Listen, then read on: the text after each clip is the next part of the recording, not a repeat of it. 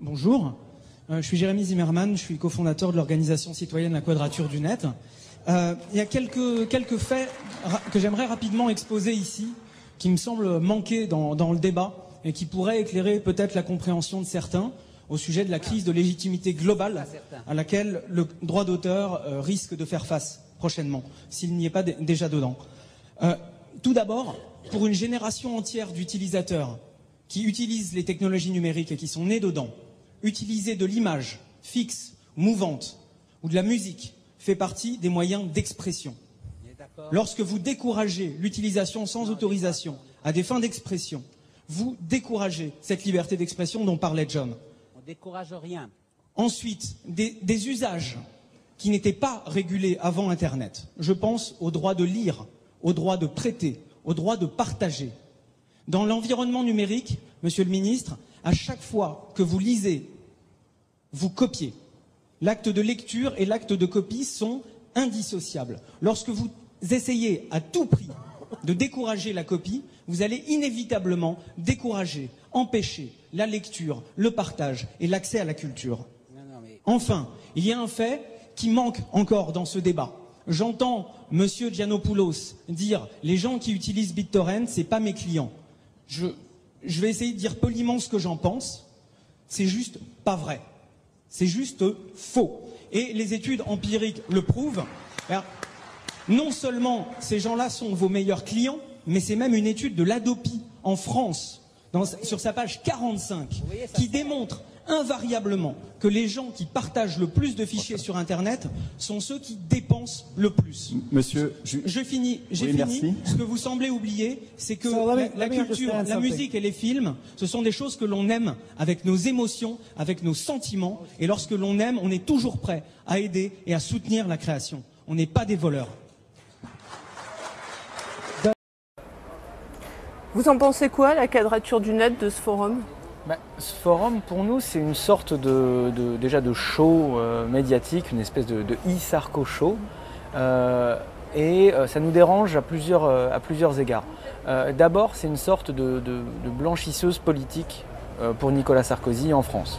Après 4 ans d'une politique complètement catastrophique en matière d'Internet, il a réussi à imposer la coupure d'accès de nos concitoyens avec l'Adopi, la censure administrative des sites sans contrôle de l'autorité judiciaire avec la LOPSI.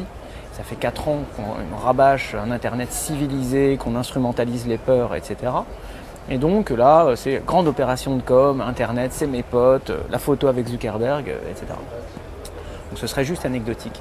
Au niveau international, c'est inquiétant parce que partout où l'on regarde, on voit des gouvernements qui commencent à adopter des politiques répressives en matière d'Internet, que ce soit la réaction du gouvernement américain à Wikileaks, ou ce même gouvernement américain qui saisit des noms de domaine de façon unilatérale, qui prend la décision d'enlever comme ça des sites de l'Internet, que ce soit cette même censure administrative que celle de la LOPSI qui commence à apparaître dans des pays européens.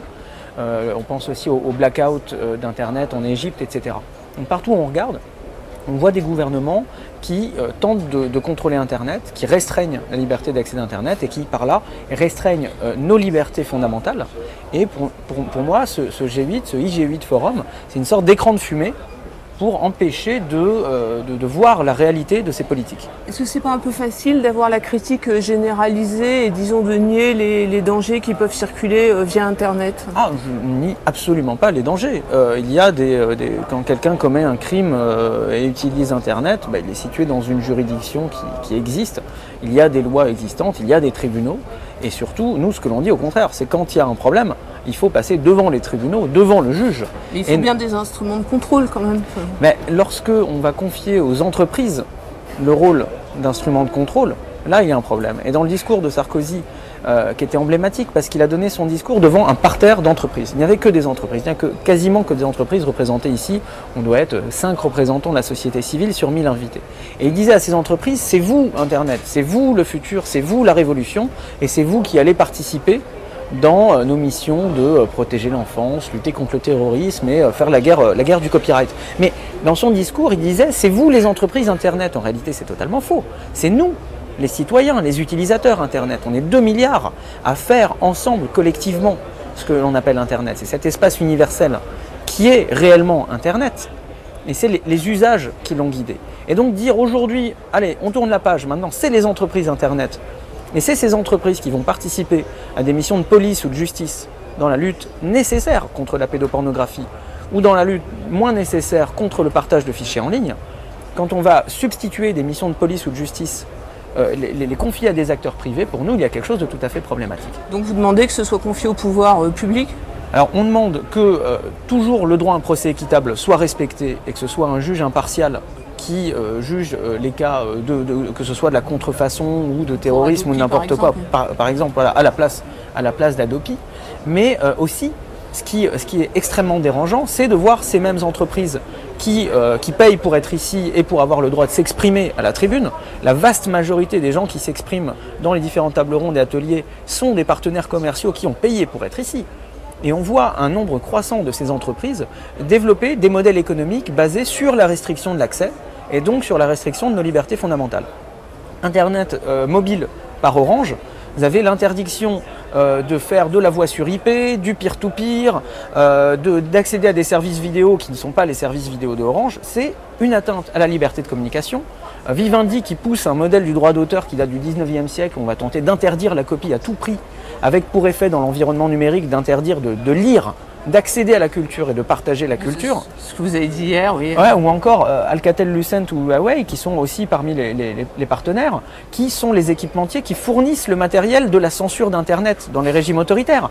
Ce que je voulais juste dire ici, c'est qu'on attendrait des gouvernements qu'ils nous protègent, nous citoyens, contre les comportements de ces entreprises lorsqu'elles restreignent l'accès et qu'elles restreignent nos libertés. Et au lieu de ça, ici, on leur déroule un tapis rouge.